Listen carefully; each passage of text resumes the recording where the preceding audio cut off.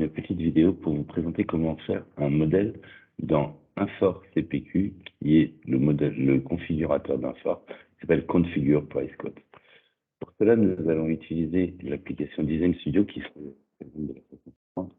Dans la partie gauche, vous avez l'ensemble des outils que l'on va utiliser, l'écran de travail dans lequel nous allons réaliser les modèles, le détail de chacune des propriétés, ainsi que l'ensemble des composants. Nous allons faire un modèle très simple, juste pour vous présenter la façon dont on le fait. Un modèle, c'est une role set, donc on va créer une nouvelle role set. On fait new, on lui donne de stockage, nous allons le mettre dans AMC et nous allons l'appeler démo CPQ. Nous arrivons ainsi sur un nouveau modèle qui est indiqué ici, démo CPQ, sur lequel nous pourrons mettre une page, une légende de la page principale, donc par exemple page 1 ou choix, par exemple. OK, et on pourra définir différents autres éléments, on nous rentrera peut-être dans le détail plus tard.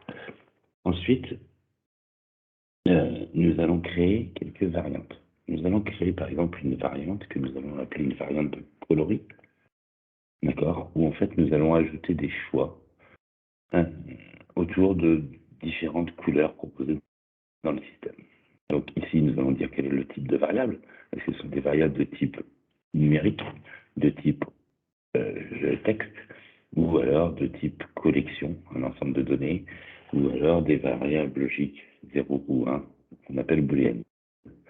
On peut définir une valeur par défaut. Et ici, au niveau de l'affichage, on va pouvoir aller définir différents contenus différents. Donc quand on va cliquer sur les trois petits points, on va pouvoir éventuellement ici aller chercher définir une légende par défaut, donc on va l'appeler coloris, ainsi que dans toute l'application, ça s'appellera toujours coloris, et on pourra le changer au détail de chacun des modèles. Ici, on va pouvoir définir la façon dont on veut voir les éléments. Là, en l'occurrence, coloris, on aimerait que ce soit une liste d'options, donc on va pouvoir éventuellement aller chercher une liste d'options déjà prédéfinie. Ou alors, si nous n'en avons pas, on va pouvoir en créer une nouvelle. Donc on va aller dans Option List. On va faire Nouveau. Et vous voyez, j'ai un nouvel onglet qui apparaît qui s'appelle Liste d'options. Donc ici, je vais l'appeler par exemple Coloris CPQ. Et ici, je vais pouvoir aller renseigner différentes valeurs, soit manuellement. Donc, je vais pouvoir dire quelle est la valeur que je vais utiliser, la description, l'ordre, est-ce que c'est une information visible, bloquée, etc., etc. Le champ de l'image sur lequel je pourrai aller stocker, mais je vais aussi pouvoir ajouter des champs. Nous, en l'occurrence, ici, nous allons rajouter pour la suite deux champs. Un champ qui s'appelle article, d'accord? Article étant l'article que l'on va utiliser dans la gamme nomenclature pour dire c'est cette peinture-là que je souhaite. Et éventuellement, on va aller rajouter ici une colonne de prix qui pourrait être, donc là de type nombre, qui pourrait être le prix à laquelle nous allons vendre la solution. Et vous voyez que l'écran est venu ici rajouter des données, article et prix, tout simplement. Et dans ces éléments-là, je vais pouvoir éventuellement tout simplement utiliser un fichier Excel pour faire du copier-coller. Donc, je retourne dans Excel, je fais un project, je me suis trompé de couleur, je prends les éléments. Donc là, par exemple, j'ai B pour du bleu, RO pour du rouge, etc. Je fais CTRL-C, je retourne dans mon application, je viens ici, je fais CTRL-V, et automatiquement, le système est venu me charger les valeurs de ma liste d'options. Donc, par exemple, si je retourne désormais sur mon modèle, ici, sur coloris, je vais pouvoir dire ma liste d'options, c'est coloris. Donc, je tape mon C par exemple. Je vais chercher ma liste d'options coloris CPQ. OK? De la même façon, je vais pouvoir rajouter d'autres variables. Par exemple, je vais rajouter une variable qui va être dimension. Dimension, c'est une variable de type nombre décimal. Je vais pouvoir éventuellement ici aller lui définir le format par défaut. Donc, je veux que ce soit un décimal avec une précision à 2 virgules.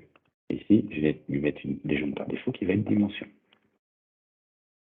Je sauvegarde. Je vais pouvoir éventuellement rajouter un autre élément qui va être le calcul d'une surface, puisque je vais me servir en fonction de différents éléments de la solution pour calculer une surface. Surface, ça va être aussi un nombre. Je vais mettre une légende par défaut surface, lui dire que c'est une décimale avec, je sais pas, les virgules, etc. Et enfin, je vais rajouter un dernier élément type, que je vais appeler type produit. Par exemple, c'est du string. Et là aussi, je vais me définir une liste d'options. Je vais faire nouveau.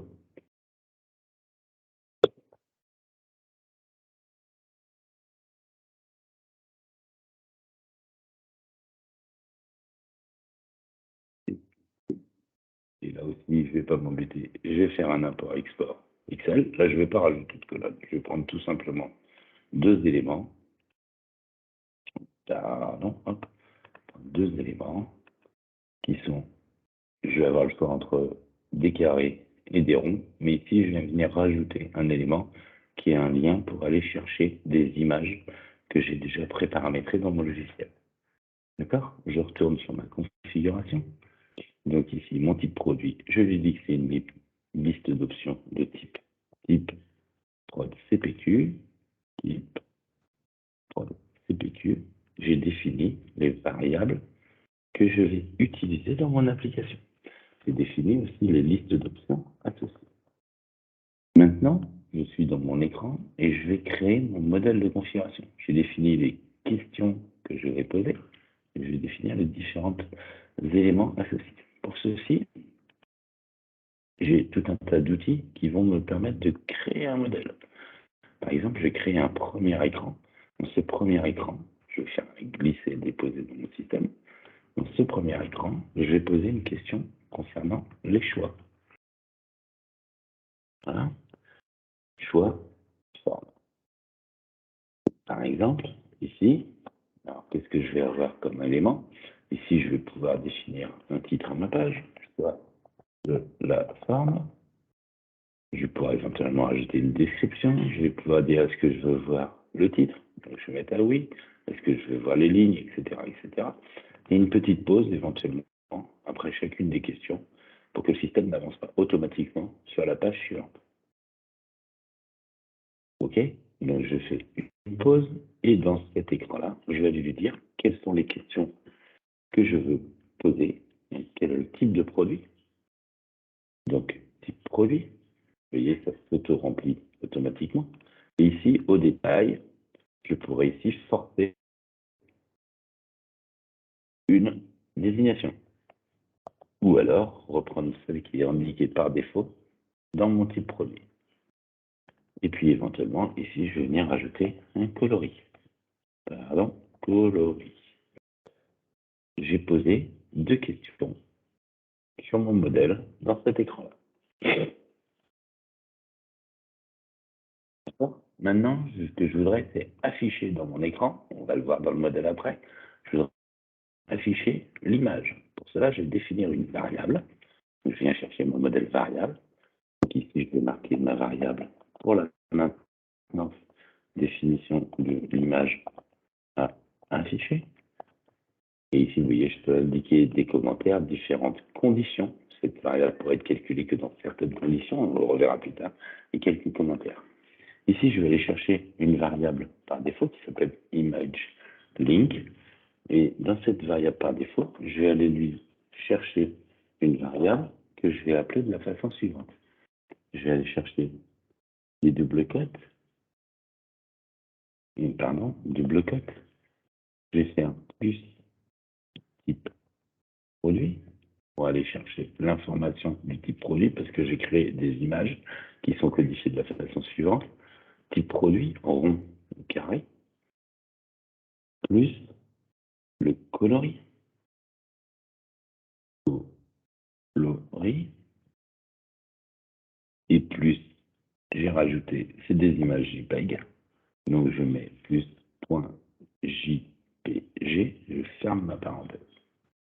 ça, je l'ai écrit parce que je connais la façon dont ça s'écrit. Je peux tout à fait rentrer dans le détail, Expression Editor, et dans le système, venir vérifier les éléments. Et par exemple, je peux faire Validate, il m'a validé mon format. D'accord? Et ici, j'ai tout un tas de solutions, d'accord? Tout un tas de fonctions, un peu à la méthode Excel, qui vont me permettre de concevoir mes éléments. Vous voyez, coloris, je retrouve différents champs, soit prédestinés, soit que j'ai rajouté comme surface tout à l'heure.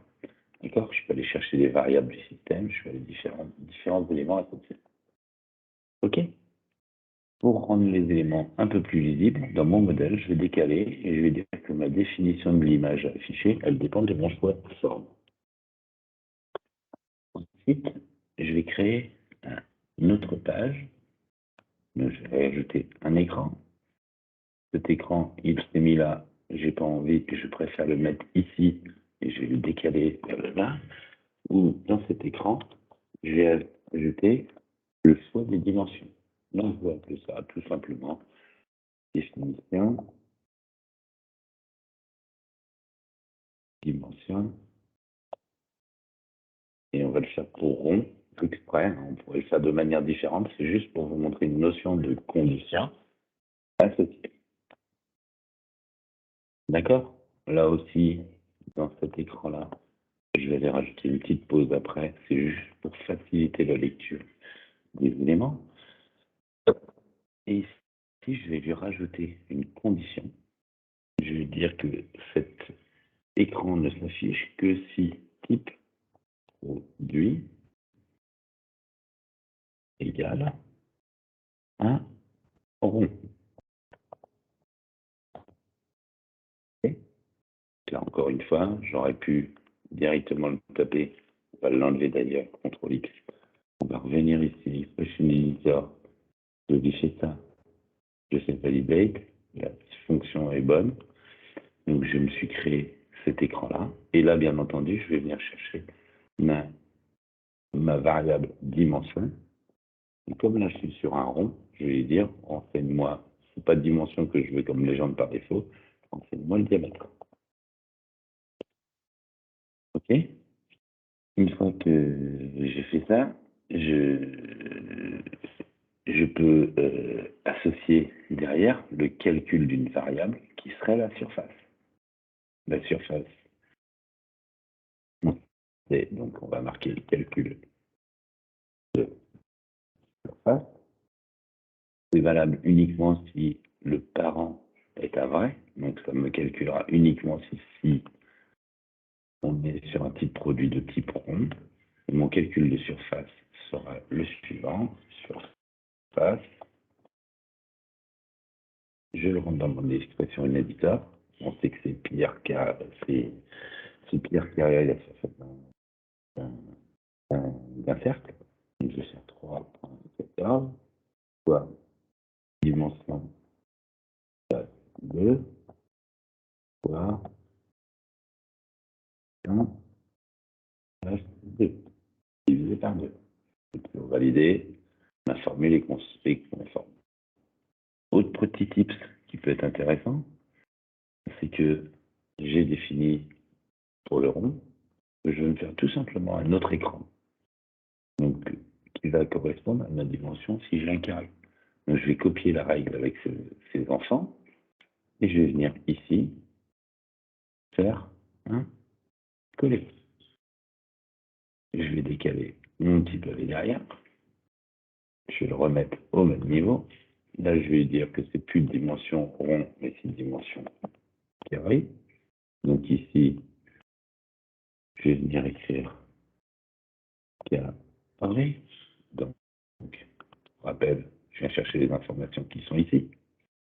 Donc, dimension, c'est mon type de produit de type carré. La dimension n'est plus le diamètre, mais le côté du carré. Et on sait que c'est côté de carré. Donc, le calcul de la surface. Ici, je peux juste venir modifier dimension fois dimension.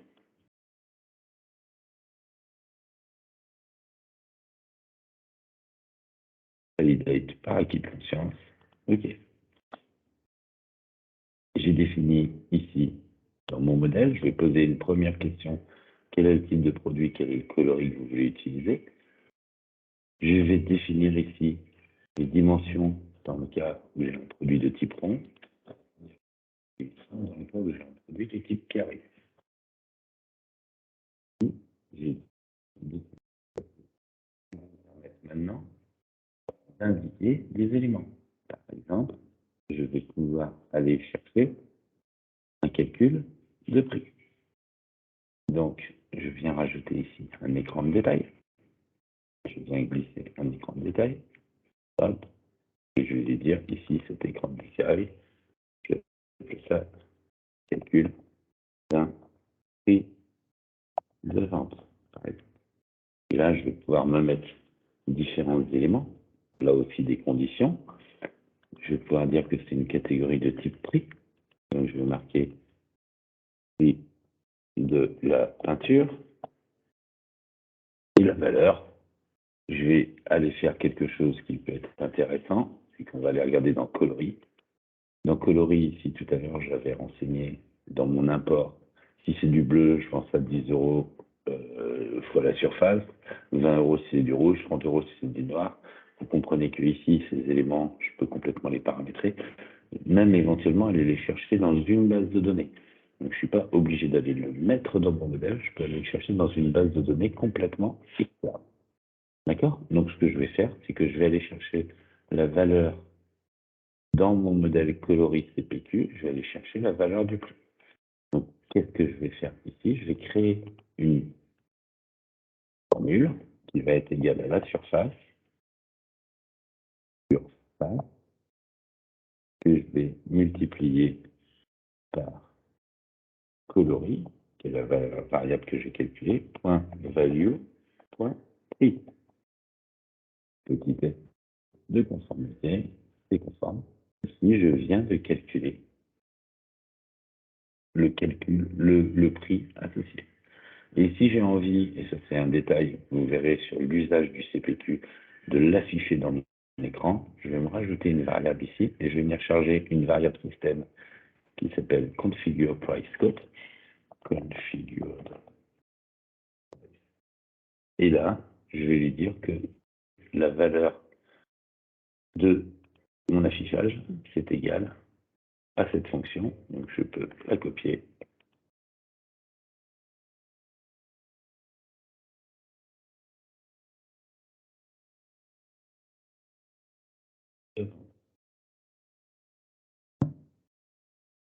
Et enfin, dernièrement, vous voyez que j'ai d'autres choix, dont je ne vais pas rentrer dans le détail, mais je vais rajouter un petit détail, tout simplement. Je vais rajouter un petit message en sortie. En sortie de ma configuration, je vais rajouter un message. Qu'est-ce que ça pourrait être ce message? Je vais avoir des messages de différents types. Soit des messages critiques qui, en fonction de valeur, de conditions, va afficher. Si cette condition est remplie, je ne pourrai pas aller plus loin parce que j'ai de critiques. Ou alors je peux mettre un avertissement ou juste une information. Donc là, par exemple, je vais me faire une information. Information si coloris est bleu. Par exemple, donc je vais me rajouter une condition ici. Donc je vais marquer coloris. Alors je peux aller chercher ici. Égale coloris égale BL, qui est le champ qu'on a défini tout à l'heure. OK. Si coloris égale BL, cette information apparaîtra et la valeur c'est impact sur le délai plus 3 mois. D'accord? Et puis ici, un titre, je vais marquer attention, par exemple. OK? Et j'aurais pu définir aussi un affichage pour rentrer dans d'autres éléments, d'autres choix associés de design, de présentation de mon écran. Je me suis défini un modèle ici, tout simple. Ce modèle, je peux le tester. Je vais dans mon navigateur web, je vais sur mon navigateur et je viens chercher dans CPQ un outil qui s'appelle le simulateur. Et dans ce simulateur, sur mon environnement, je viens chercher mon instance qui s'appelle DemoCPQ, je démarre la configuration et quand je lance ma configuration, le système va venir me poser la question. Quelle est la forme? C'est du carré. Quel est le coloris? C'est du bleu. D'ailleurs, si je veux vérifier que j'ai bon, je peux aller vérifier mon image. C'est bien un carré bleu. Bien entendu, je mets du jaune, je fais continuer. Ça passe en jaune. D'accord? Je peux rendre ces images auto-alimentées, renseigner rapidement, etc. Et derrière, je peux venir aller définir. Vous voyez, j'ai un carré. Donc ici, ça m'écrit bien côté du carré. Donc si je fais 12, ok, je fais continuer. Le système est venu me calculer 2880 euros. J'ai le détail qui est indiqué ici, prix de la peinture, c'est ce qu'on avait défini. J'ai bien mon image, carré rouge. Si par contre, je reviens sur ma forme ronde, je vais lui mettre, c'est du jaune, je vais continuer, et que le diamètre, du coup, c'est plus le côté du carré, le diamètre. Ici, je mets 23, je fais continuer, et le système doit me calculer, sous réserve que j'ai bien fait. Oui, alors j'ai mal écrit 3,14, mais vous comprenez que le système vient me calculer les éléments. Ce qui était intéressant, c'est qu'il me donnait l'endroit où ça n'allait pas dans mon modèle. Donc je peux retourner dans mon modèle, aller modifier. Donc c'était sur mon calcul de surface. Le type rond, mon 3,14 est mal écrit parce que j'ai mis un espace. Donc il faut que je rêve, voilà. Et là, du coup, mon système va bien calculer mon calcul de prix associé. D'accord? C'est intéressant parce que là, j'ai défini mon modèle complet associé. Donc, si je retourne sur ma configuration, je prends un test. Je vais prendre un carré de type bleu. Je vais faire continuer.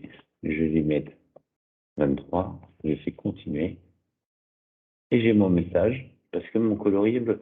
Bien entendu, si je passe en rouge, je fais continuer. Je n'aurai pas ce modèle. Je n'aurai pas ce message d'information. D'accord? Donc on voit qu'on peut créer ce qu'on veut par rapport à tout ça. Dernier aspect intéressant, c'est que le système me permet éventuellement de créer des règles qui sont des règles associées à la fabrication. Autrement dit, la possibilité de créer un ordre de fabrication, de créer une opération de gamme et des composants de gamme associés. Donc je vais pouvoir me créer tout un modèle. Alors, par abus de convenance, nous en général, on a souvent tendance à mettre ici et marquer. Ici, ce sont les règles de fabrication. Et là aussi, on pourrait faire un drag and drop et aller copier composants, opération, matière, ou alors ne pas m'embêter, aller sur un modèle qui existe déjà. Je vais prendre celui-là, je vais essayer de copier les règles, je viens dans le modèle. Là, j'ai copié les règles avec les enfants, je viens ici et je fais coller. Comme je disais, parce qu'elles sont désactivées, je peux les rendre actives bien entendu. Je veux créer un OF. Mon article, on a dit qu'il allait s'appeler démo CPQ. Je veux que ça me crée un OF avec une quantité de 1. Mais là aussi, j'aurais pu mettre une fonction. Je vais créer une opération 10 sur mon article qui s'appelle démo CPQ. Mon opération 10, mon poste de charge, le temps que je veux y allouer. Bien entendu, là aussi, je peux mettre une fonction. Et je vais éventuellement mettre un composant peinture. Donc, mon article s'appelle démo CPQ. Donc là, on va l'appeler peinture. Là, on va l'appeler démo CPQ. L'opération qui va consommer la matière, c'est l'opération 10. Et l'article, le part number qui va être utilisé, c'est dans coloris value article. Je vous rappelle, si je vais dans coloris, ici, le système va venir me dire que je vais venir faire femme bleue, c'est du rouge, peinte rouge, etc., etc. D'accord? Et donc là, automatiquement, le système va pouvoir me renseigner. Je vais pouvoir indiquer une quantité, surface divisée par temps, le prix éventuellement, et est-ce que je crée une nouvelle ligne, etc., etc. J'ai créé un modèle complet qui me permet de saisir des données de configuration pour calculer un prix, mais aussi de créer un ordre de fabrication. Pour tester, là du coup, je ne vais pas utiliser mon simulateur. Je pourrais utiliser mon simulateur, mais je vais utiliser un ERP, l'ERP sur lequel je vais donc dans mon ERP Et dans mon ERP, je vais utiliser une ligne de devis. Je vais faire nouveau, nouvelle ligne. Je vais dire que c'est mon article qui s'appelle démo de PQ. Je vais dire, il me dit qu'il n'a pas de prix, ce qui est normal. Je vais dire que j'en veux un. Je sauvegarde et là j'ai le petit bouton configurer qui apparaît. Quand je vais sur la configuration associée, je clique et là ça va m'ouvrir mon modèle. Dans mon modèle, je vais pouvoir aller renseigner les différentes questions que l'on a vues au préalable. Donc on va prendre un carré, on va dire que c'est du bleu, on fait continuer, on a bien l'image comme on avait vu, on va dire que les côtés du carré font 45, on fait terminer, ça me calcule un prix de... Ah, c'est du bleu, donc j'ai bien mon impact sur le délai. J'ai bien un calcul qui me fait 20 250 euros. Je termine. Ma configuration va me ramener mon prix, mais aussi me créer un ordre de fabrication. Je regarde cet ordre de fabrication. Je vais bien récupérer des éléments. Alors là, j'ai pas mis à jour les champs date de début, date de fin d'ordre de fabrication, mais bien entendu, j'aurais pu les mettre à jour avec les histoires de délai de 3 mois.